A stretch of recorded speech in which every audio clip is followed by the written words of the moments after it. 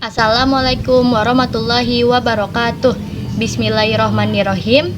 Puji sinareng syukur urang sangkakeun ka Gusti Allah Nu Maha Suci.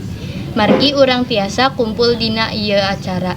Shalawat sinareng salam mugi dilimpahkeun ka junjungan alam Nabi Muhammad sallallahu alaihi wasallam.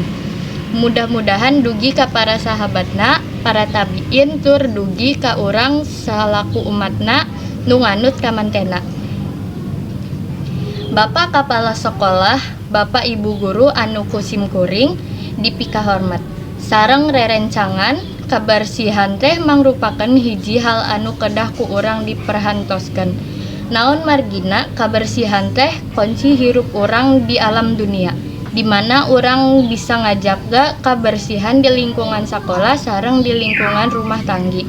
Hartosna urang tos ngalaksanakeun sebagian tina iman. Lamun dina hadisna nyaeta kabersihan teh mangrupa bagian tina kaimanan. Ku kituna urang salaku siswa kedah ngajaga lingkungan sekolah. Lingkungan sekolah bisa bersih lamun urang bisa ngajagana. Ku kituna lingkungan sekolah kudu dipiara kalawan sae. Insyaallah urang anu nempatkeun ieu tempat bakal sehat jeung jauh tina urang anu nempatkeun ieu tempat bakal sehat jeung jauh tina penyakit anu datangna tina lingkungan sakitar. Sakitu wae nu dipikahatur. Mudah-mudahan aya manfaatna khususna ku simkuring umumna ku sadayana. Hapunten bilih aya kalepatan sareng kakirangan. Wassalamualaikum warahmatullahi wabarakatuh.